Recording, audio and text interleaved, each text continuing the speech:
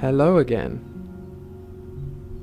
After the mowing and the crowing and the weather, it's time for the haymaking. Let's get going. So then we get on the phone and we say, Mick, can you come and make silage? Can you come and make hay, whatever you decide you're going to do? And can you come, can we get some wrapped up this week? Yeah, I'll come, gal, no worries. And off we go, man. But before we head back to the barn field, haymaking isn't all just about one. Every acre is put to work. Some fields keep the animals happy, and every year Mum saves at least 30 acres to make both hay and silage for winter. Yeah, so one of my fields has got hay that I want to make, and so that's being spread as we speak. A process the barn field doesn't need is tedding, in which you flick over what's been cut so it fully dries on all sides. That's being strewn out in the field, and it's a backfield, where we got all the lumps and the hills. So that is all spread out and that is cooking, and it's crispy.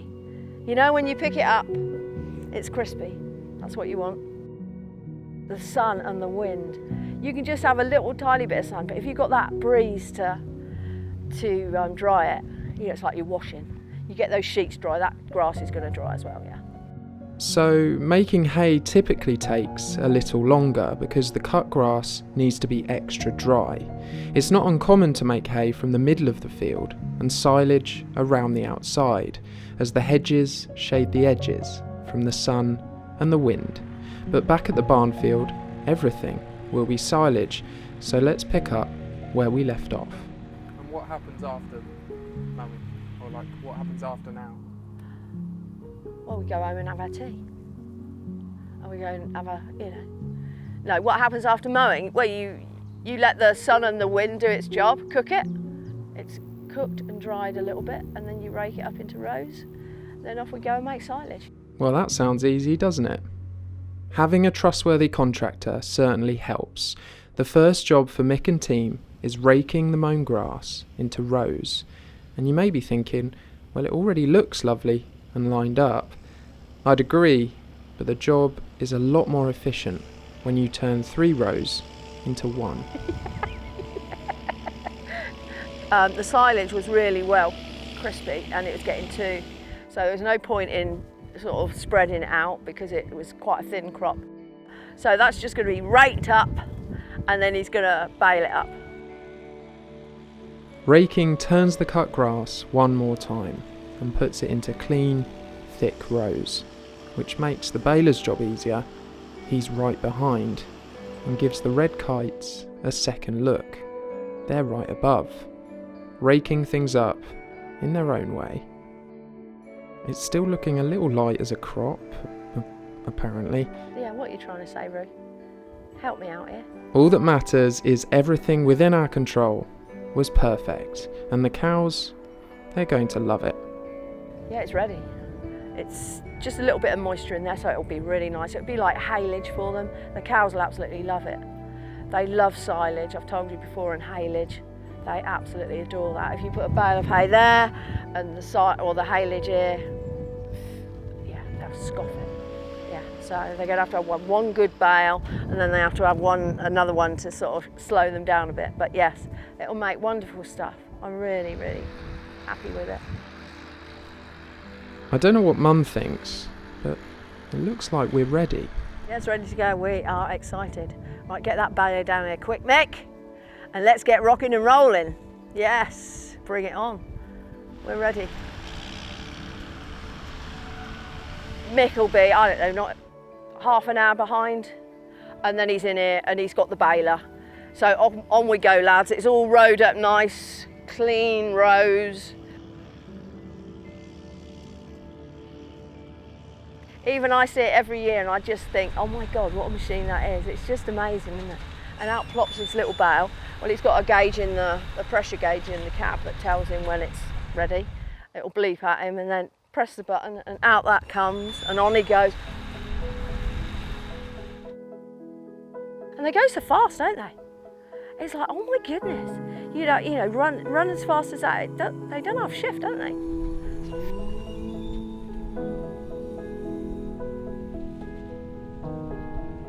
The baler helps the dried grass off the floor, compresses it and binds it all together. It's an amazing process, and the first time we start to look at the field a little differently. It's not just grass anymore, it's numbers. That number depends on all sorts of factors, least of all how kind the weather has been in the past days, weeks and months. Generally, haymaking is passive, and all you can bring to it is patience. Watch it grow and wait for the weather. Though once the wait is over, you can't do too much. I've never seen more machinery in this field. Then sometimes they don't wrap straight away. Like the other day, they sort of done some for me, and then they wrapped it a little bit later. And then you got the wrapper, and that's amazing.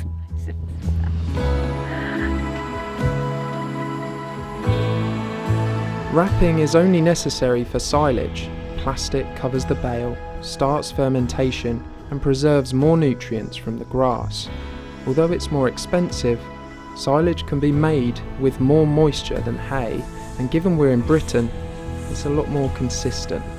I remember the days when silage was painful to watch, but these fancy new machines have made it a routine choice for Mum and her cows. That way and this way, and oh my goodness. Oh, do you know what, Ru? I can't tell you. When we first started making bag silage, we used to do all hay. Can you imagine? So you were just reliant on the weather. But now we've got these things. I mean, how wonderful is it for me? I find haymaking such an impressive process, and the development of all this incredibly complex machinery proves just how important it is to farming and our food production in the UK. All that's left is to make sure we get it back to the barn, still airtight. We're not quite safe yet. There's so many crows, Ru. Oh my God. And magpies, and they're attracted to the black, shiny stuff. I've got to get this lot home, because I'll be having a right party later. So we keep these carpets, we have it in the bedroom, and then it comes out and it goes on the trailer, and then it goes back indoors in the winter. Yeah? Lovely. Yeah, that's lovely. So it stops nails and me, Yeah. making holes in the bow. So you're going to go along there, we're going to go down this section here, and I load from one side. Yeah. Okie dokie. Nice and slowly, think what you're doing. When you see me going, yes, Todd, stop, okay? I've learned that one. This all feels a little slick so far, doesn't it? Let me take this back to basics by getting behind the wheel of this old beauty. All my tractors have had a service. We put, blown all the radiators out, and we filled them all up with oil and greased them within an inch of their life, and got the trailers all ready, put my carpets down, got everything ready. So we're all ready to go. Come on. The irony here is we've inherited these pristine silage bales, and Mum's darling tractors aren't quite well enough adjusted to modern farming. And the wrap seals it. So and then I unseal it by sticking the spike straight through the middle of it. No big deal. We adapt in the form of a sticky patch. We pop that on the hole to seal them back up. But hopefully for Christmas, one year, someone might buy me a bale squeezer. But I have a slight problem with that Massey, because I need another pump on it, because I haven't got enough. I've got the up and down and that bit, but I've not got enough bits on it. So perhaps we start with a Mapro, and then we'll go on to a bale squeezer. Yeah? If we could arrange that one year. Do well, stop! Stop! More than most, I love the quirks of the farm. Though if there's one sight I just can't enjoy, it's piercing a perfect bale of silage with double spikes. With my own unique style. Yeah? I suppose that's another way of putting it. It makes me very proud. I really am not. I know boys and girls alike love their fancy tractors. Oh my God, but I love that old Massey. Emily, if anything happened to that, I love my old antiquated machines. It really wouldn't be the same without them. I actually like sitting out, although today when it is so hot, it is a little bit, and it's burning me legs, and it's like, oh Lord, and I've got my hat on, and you know, the flies are biting and eating me alive when I'm over near the woods and things, but I love me machinery, what I've got. I'm quite satisfied. I joke to you and say, right, well, when you buy me a Mapro and all this silliness, but I'm quite happy with my old girl. But I would really like a bale squeezer, because it just seems mad that you're making holes in. But I've been doing it for, oh my God, 20 years, 30 years. I don't know how many years I've been doing the. So it really, but I'm, you know, I might like a new trailer at some point and stuff, but machinery, I'm quite happy with my old girls. They do me a great service.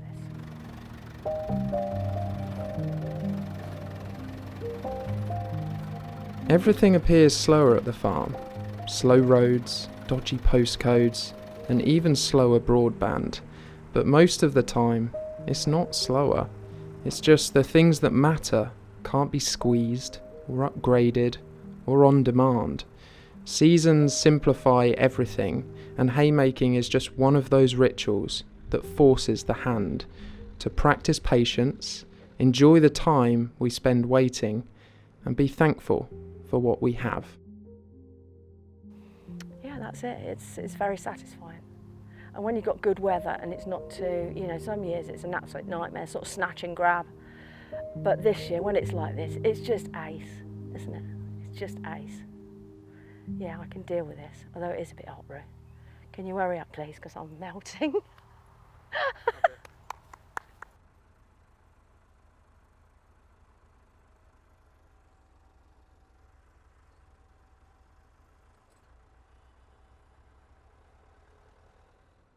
Thank you so much for watching our video.